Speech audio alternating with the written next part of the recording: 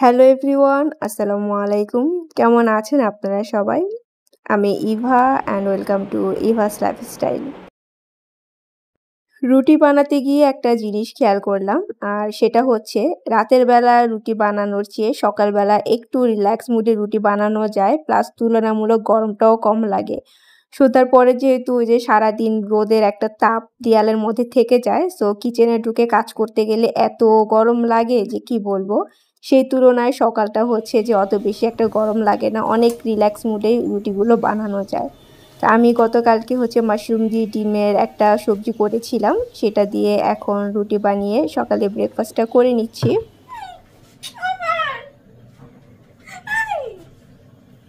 ভালোই লাগছে তোমাকে দেখতে। কিচেনে আজকে লিয়ানা রান্না করছি, দেখেন। সেদিন লিয়ানা আমাকে বলে যে মামুনি ফ্রন্ট ক্যামেরাটা অন করে তারপর তুমি কাজ করো, তো দেখি যে কেমন লাগে। তো আমি বললাম যে এই অবস্থায় ফ্রন্ট ক্যামেরা অন করে কেউ কাজ করে? যারা করে ওরা আগে থেকে রেডি হয়ে তারপর কাজ করে। সো আমি দুষ্টুমি করে মানে ক্যামেরাটা অন করে রেখেছিলাম, সেটা লিয়ানা খেয়াল করেনি। পরে যখন নোটিস করলো যে ফ্রন্ট ক্যামেরা অন করার তাকে দেখা যাচ্ছে, তখন সে মানে এরকম কি বলে যেটা লজ্জা পেয়ে গেল। তো আমি বললাম যে, "না, তোমাকে দেখতে ভালোই লাগছে।" তো একটু রেকর্ড করতে চাচ্ছিলাম এটা সেটা বলে, কিন্তু সে টাস করে ক্যামেরাটা অফ করে দিল। লাস্ট 1 উইক ধরে আমি অনেক বিজি সময় পার করছি। আমার লাইফে হচ্ছে এতটা বিজি আমি তখন ছিলাম যখন লিয়ানা ছিল, মানে লিয়ানা হয়েছিল, প্লাস আমি ভার্সিটিতে যেতাম। তো ভার্সিটিতে যাওয়া আসা, লিয়ানার টেক কেয়ার করা, প্লাস ঘরের কাজ, এই সব মিলিয়ে আমার একটা হযবরল অবস্থা ছিল। যদিও তখন আমাকে হেল্প করার জন্য আমার নানু আমার সাথে থাকতো। বাট তারপরও মানে নিজের কাজ তো নিজেকেই গুছিয়ে করতে হয়। তো তখন যে কত মানে এত এনার্জি আমার কিভাবে আসতো আমি জানতাম না। সেই মানে রামপুরা থেকে আমি হচ্ছে ক্লাসে যেতাম লক্ষ্মীবাজার লিয়ানাকে নিয়ে আম্মুর কাছে রেখে, তারপর আমি ভার্সিটিতে যেতাম। আবার লিয়ানাকে নিয়ে বাসায় ব্যাক করে পড়াশোনা করা, ঘরের কাজ করা। তো ওই সময়ের পরে মাঝখানে প্রায় কয়েক বছর হচ্ছে আমি একটু রিল্যাক্স মুডেই ছিলাম। একদম ফ্রি টাইম পার করতাম। সো এখন হচ্ছে আবারও অতটাই বিজি আমি হয়ে গিয়েছি আমার লাইফে। আজকে আমি ফার্স্ট টাইম হচ্ছে মোগলাই পরাঠা বানিয়েছি। মানে ফার্স্ট টাইম না, এর আগেও বানিয়েছি, তবে পালং শাক দিয়ে হচ্ছে ফার্স্ট টাইম বানিয়েছি। একটা হচ্ছে চিজ ছাড়া আর একটা চিজ দিয়ে, সাথে এখানে টক দইয়ের একটা সস করেছি, মানে ডিপিং সস। এই যে দেখলেন, আমি হচ্ছে এক্সপেরিমেন্টাল মোগলাই পরোটা বানিয়েছি। অ্যাকচুয়ালি আমার এই জিনিস বানানোর কোনো ইনটেনশন ছিল না। আমি একটা মানে আরেকটা খাবার রান্না করার জন্য পালং শাক কিনেছি ১ আঁটি, আর সেটা আমার কাছ থেকে ৳৪০ নিয়েছে। সো আমি যেটা রান্না করার জন্য প্ল্যান করেছিলাম সেটা করার পরও বেশ কিছু শাক রয়ে গিয়েছে। এখন এই শাকগুলো রান্না করলে দেখা যাবে আবার মানে এভাবে খাওয়াও যাবে না, কারণ পরিমাণে কম হয়ে যাবে। তো একটু বেশি পরিমাণে রান্না করতে হবে। আচ্ছা, আমি হচ্ছে ওই টপিকস এর কথা পরে বলছি। আগে এই যে এখানে দেখেন, আমি হচ্ছে বেশ কিছুদিন আগে মানে অনেকদিন আগে হচ্ছে এই ক্লিপগুলো কিনেছিলাম। এগুলো হচ্ছে যে প্যাকেট খোলার পরে মানে আবার কিছু জিনিসপত্র থেকে যায় না, ওইটা দিয়ে এভাবে আটকিয়ে রাখা যায়। আর এটার কোয়ালিটি এটা এত কাজের, আমি এতদিন কেন ইউজ করিনি জানি না। অ্যাকচুয়ালি আমার মনে ছিল না। আজকে হঠাৎ মনে পড়লো যে আরে এই জিনিস লক করার জন্য তো আমার একটা ক্লিপ আছে, কেননা আমি ওইটা ইউজ করে দেখি। আর এটা হচ্ছে তার পরের দিন। এই যে দেখেন ঝাড়ু মশাই। এই ঝাড়ু কেনার পর থেকে মানে এইটাকে ঠিক করতে করতেই মানে ১৫ দিন পার হয়ে যায় আমার। যদিও হচ্ছে এটা যে ওয়েস্ট চিরুনি আছে সেটা দিয়ে আপনার আঁচড়ালে অনেকটাই জলদি ক্লিন হয়ে যায়। কিন্তু আমার ঘরে এখন আমি কোনো ওয়েস্ট চিরুনি খুঁজে পাচ্ছি না। মানে কাজের সময় কিছু খুঁজে পাওয়া যায় না আরকি। তো এটাকে হচ্ছে প্রতিদিন আমি এভাবে পিটিয়ে, পিটিয়ে যে ঝাড়ুর ময়লা সেগুলি বের করি। তো ময়লা পরিষ্কার করার জন্য ঝাড়ু কেনা, অথচ দেখেন সে নিজেই অপরিষ্কার হয়ে আছে। মানে প্রতিদিন আমি হচ্ছে এটাকে এভাবে ঝাড়ি আর এতগুলো করে ময়লা বের হয়। সো যতদিন এটা ক্লিন না হবে ততদিন হচ্ছে আমাকে মানে আমি আর এই ঝাড়ুটা ইউজও করতে পারবো না। কি একটা অবস্থা। আচ্ছা, যেটা বলছিলাম পালং শাকের কথা। তো বেশ কিছু যে রয়ে গিয়েছে, তো ভাবলাম ওইটা দিয়ে পাকোড়া করে ফেলি। তো পাকোড়া যে সময় করার প্ল্যান করলাম তখন মনে হলো যে ডালটা একটু ভিজাতে টাইম লাগবে। তো হঠাৎ করে প্ল্যান আসলো যে কেননা ঝটপট করে মোগলাই পরোটা বানিয়ে ফেলি আর আজকে হচ্ছে পালং শাক দিয়ে ট্রাই করি। আর সত্যি বলতে মানে বেশ ভালোই লেগেছিল কারণ পালং শাকের এক্সট্রা একটা ফ্লেভার আছে যেটার কারণে হচ্ছে মানে ওই টেস্টটার কারণেই হচ্ছে মোগলাই পরোটাটা খেতে বেশ ভালোই লেগেছিল। তো এখন আসি এই টপিকসে যে আমি ইদানিং কেন মানে এত বেশি বিজি হয়ে পড়েছি। অ্যাকচুয়ালি আমি আমার লাইফের নতুন একটা অধ্যায় মানে শুরু করতে যাচ্ছি। আর সেটা হচ্ছে যে আমি এখন একটা জব সাইন করেছি। মানে সাইন করতে এখনো পার্মানেন্ট করিনি। তো আমি এখন হচ্ছে মানে ট্রায়াল দিচ্ছি অ্যাকচুয়ালি। কারণ ট্রায়াল দেওয়ার একটাই কারণ, আমি ঘরের কাজ করে তারপরে লিয়ানাকে টেক কেয়ার করে, রান্না করে তারপর হচ্ছে মানে জবটা কন্টিনিউ করতে পারবো কিনা সেটাই দেখছি। আর এই মানে জবটা মূলত আমাকে অফার করেছে হচ্ছে ওই যে আপুটা, যে আপুটার মানে সাথে আমি হচ্ছে যে বিসমিল্লাহ টাওয়ারে গিয়েছিলাম।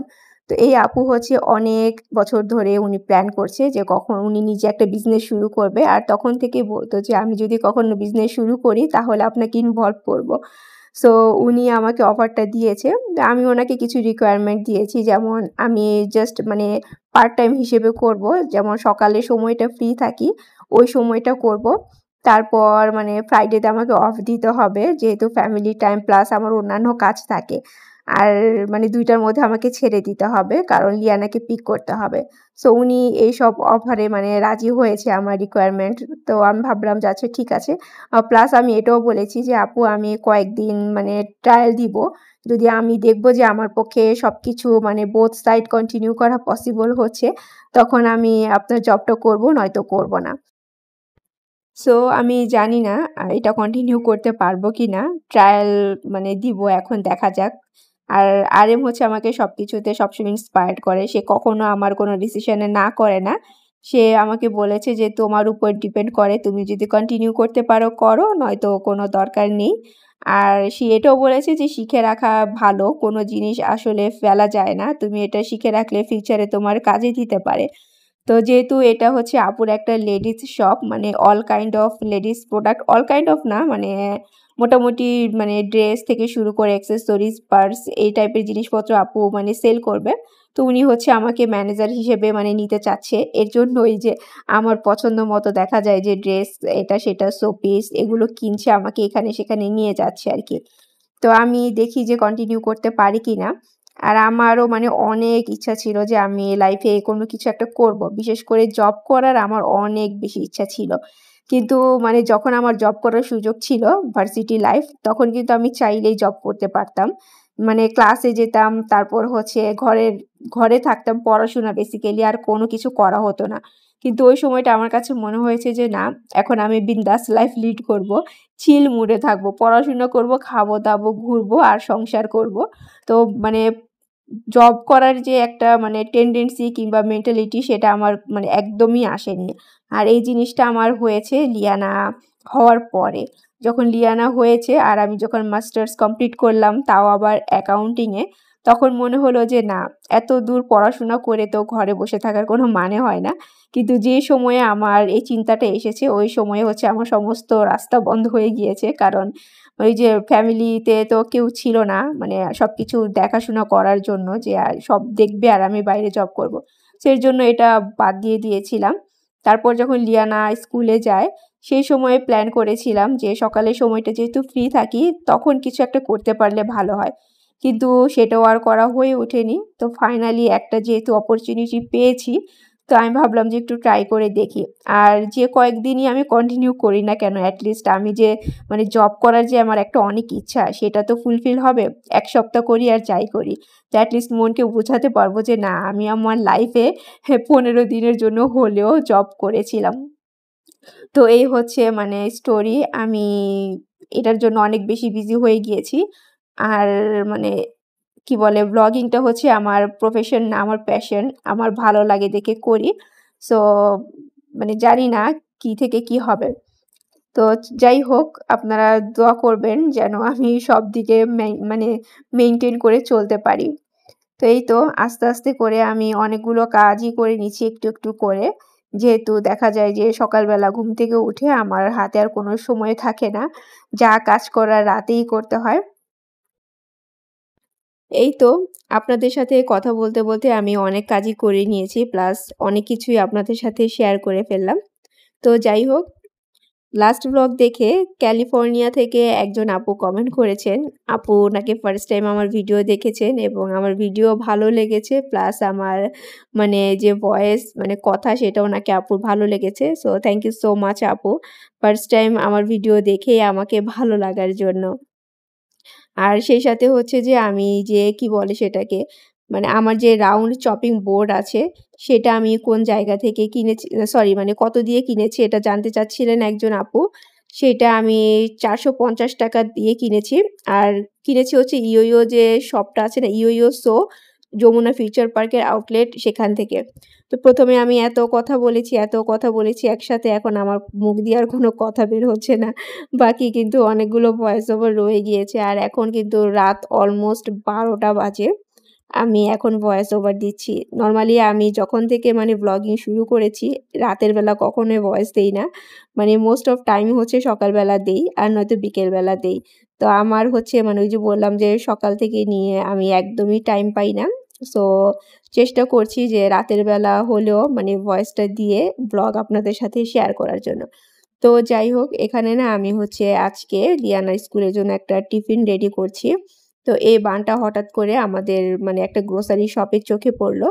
তো ভাবলাম যে এই বানটা নিয়ে যাই। এটা দিয়ে কিছু একটা বানিয়ে তাকে স্কুলের টিফিনে দিয়ে দিব। তারপর বাসায় আনার পর চিন্তা করছিলাম যে মানে কি দিয়ে কি বানাবো? হঠাৎ মনে পড়ল যে আমার কিছু ফ্রোজেন চিকেন কিমা করা আছে। তো ভাবলাম যে সেটাই বের করি। আর ওইটা বের করে গরম করে নিয়েছি। আমার কিন্তু চিকেন কিমার মধ্যে চিজ দেয়া ছিল। প্লাস হচ্ছে সুইট কর্ন দিয়ে করেছিলাম। তো ওইটা হচ্ছে আমি মাঝখানে স্প্রেড করে দিয়ে উপরে একটু টমেটো সস লাগিয়ে দিচ্ছি। আপনারা চাইলে এখানে পিজ্জা সস দিতে পারেন। এতে করে টেস্টটা একটু অন্যরকম আসবে। আর আমার কাছে এখন আপাতত পিজ্জা সস নেই, তাই আমি টমেটো সসটা দিয়ে দিলাম। আর এক্সট্রা করে কোনো সস দিব না। কারণ চিকেন কিমা যখন আমি রান্না করেছিলাম, তখন বেশ কিছু সস দিয়েই রান্না করেছিলাম। এই কিমাগুলো রান্না করা থাকলে না অনেক কাজে দেয়। হুটহাট করে যেকোনো সময় যেকোনো জিনিস মানে বানানো যায়। তারপরে এই তো উপরে হচ্ছে আমি আমার পছন্দ মতো কিছু টপিংস দিয়ে দিচ্ছি। এখানে কিছু সসেস দিচ্ছি। তবে সসেসগুলো কিন্তু আমি আগে থেকে একটু ভেজে নিয়েছি। তারপর এখানে হচ্ছে আমি কিছু ক্যাপসিকাম দিয়ে দিব। আপনারা আপনাদের পছন্দ মতো টপিংস দিয়ে দিবেন। আর এই মানে নাস্তাটা না দেখতেও যেমন একটু অন্যরকম আর খেতেও একটু অন্যরকম। বাচ্চারা তো টিফিনে লাইক করবেই। সেই সাথে আমার মতো যারা ফাস্ট ফুড লাভার আছেন তাদের কাছেও এটা ভালো লাগবে। তবে বানটা যদি নরমাল গ্রোসারি শপের না হয়ে লাইভ বেকারির হতো তাহলে আরো বেশি ভালো হতো। কারণ লাইভ বেকারির ব্রেড, বান এগুলো না একটু অন্যরকম হয়। মানে একটু বেশি সফট আর বেশি টেস্টি হয় নরমাল দোকানের চাইতে। তো যখন থেকে লাইভ বেকারি মানে হয়েছে বিভিন্ন জায়গায় তখন থেকে কিন্তু আমি লাইভ বেকারিরই হচ্ছে এরকম ব্রেড বান খাই। তো আজকে মানে এটা নিয়ে আসলাম আর আমাদের এলাকার লাইভ বেকারিতে এই টাইপের বান পাওয়াও যায় না। তো এই তো উপরে আমি কিছু স্লাইস চিজও দিয়ে দিয়েছিলাম। আর দিয়েছি হচ্ছে কিছু অরিগ্যানো, চিলি ফ্লেক্স ঝাল করার জন্য। তো এই যে দেখেন আমার বানটা কিন্তু আমি পরে ২ মিনিটের জন্য ওভেনে বেক করে নিয়েছি। আসলে এটা খেতে অনেক মজা ছিল। আমি মানে লিয়ানাকে হাফ দিয়েছি আর আমি হাফ খেয়েছিলাম সকালের ব্রেকফাস্টে। আচ্ছা, আরেকটা কথা বলে নেই। সুমি আপু প্লাস হচ্ছে রাশিদা রহমান আইডি থেকে আপু এই ২ জন মিলে আর হচ্ছে মানে দেশি আপুকে ধন্যবাদ জানিয়েছেন। তো কেন জানিয়েছেন আপু আপনাকে ধন্যবাদ সেটা আমি আর বললাম না। আপনি ব্যাপারটা বুঝে নিবেন।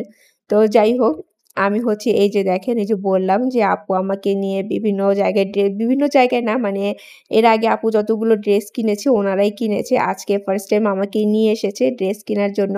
তো আমিও কয়েকটা চয়েস করছিলাম। প্লাস হচ্ছে আপু মানে চয়েস করছিল।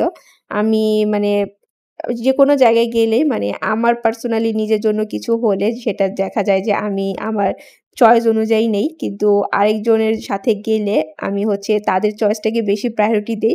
আমার কাছে যদি অত বেশি ভালো নাও লাগে কিন্তু যখন দেখছি যে তার কাছে এই জিনিসটা অনেক ভালো লাগছে, সো আমি তখন আর কিছু বলি না। বলি যে আপনি আপনার পছন্দ মতো শপিং করেন। তো যাই হোক এই যে এই সপ্তাহ থেকেও নিলাম। আর মাঝখান থেকে আমারও কিছু টাকা চলে গেল। কারণ মেয়ে মানুষ তো ড্রেস দেখলে আমারও কিনতে ইচ্ছা করে। তো আজকে এই পর্যন্তই। Take care and always love yourself. আল্লাহ হাফেজ।